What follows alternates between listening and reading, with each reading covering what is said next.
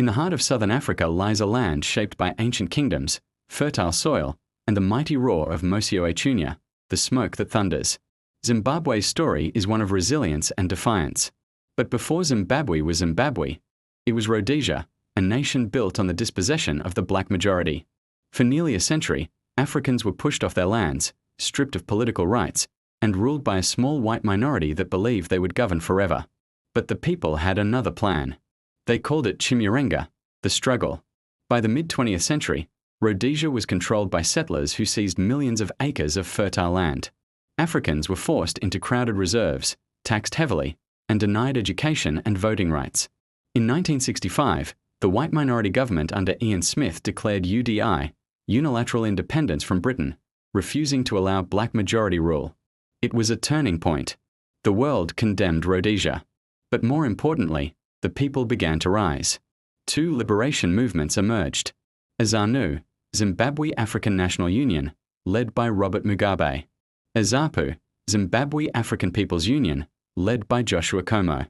Though separate, both fought for the same dream: freedom and land restoration. In the late 1960s, young Zimbabweans crossed borders to Zambia, Tanzania, and Mozambique for military training. They returned with determination and weapons. The first shots of the Second Chimurenga echoed in the countryside. Guerrilla units struck government posts, sabotaged railways, and disappeared into the night. The Rhodesian government responded with brutal force: mass detentions, curfews, and a network of protected villages meant to isolate the guerrillas from the people. But it backfired. Instead of weakening the liberation fighters, these measures fueled anger and pushed more young people to join the struggle. By the mid-1970s, ZANLA, ZANU's armed wing, and ZIPRA, ZAPU's armed wing, had become powerful fighting forces. They set up bases in liberated zones of Mozambique, which had just won its independence. This turned Mozambique into a strategic lifeline for the struggle. Guerrillas moved through rural areas teaching villagers about independence, justice, and land reform. They encouraged people to support the cause, willingly, passionately. This was not just an armed struggle. It was a people's war. Songs of Chimurenga echoed across villages. Children carried messages. Mothers fed guerrilla fighters. Traditional spirit mediums blessed warriors and foretold victories. The bushfire of resistance was unstoppable. Ian Smith's government unleashed some of the most sophisticated military units in Africa. The Sealer Scouts, known for covert assassinations. The Rhodesian Light Infantry, feared for ambush tactics. The Air Force, which bombed border camps in Mozambique and Zambia. One of the darkest moments was the Nyadzonia massacre in 1976, where hundreds of refugees and trainees were killed. But each attack only hardened the resolve of the liberation fighters. The guerrillas adapted, grew stronger, and extended operations across the country. By 1978, Rhodesia was surrounded, diplomatically, militarily, and morally. International sanctions strangled Rhodesia's economy. Diplomatic pressure increased. Neighboring African nations supported the liberation movements with training, funding, and safe havens. The United Nations declared the Smith regime illegal. The African Union called Zimbabwe one of the most important liberation battles on the continent. The world sided with the guerrilla fighters.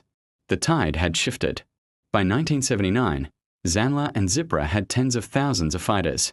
Entire rural regions were under guerrilla influence. Rhodesian forces were overstretched and exhausted. Ian Smith realized the impossible. They could no longer win the war. Negotiations became the only path.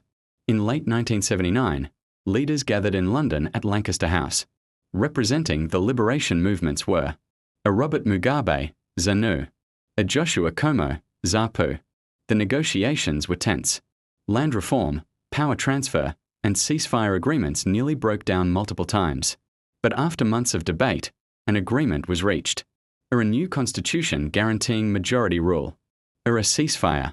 A UN-supervised elections. A peaceful transfer of power. It was historic.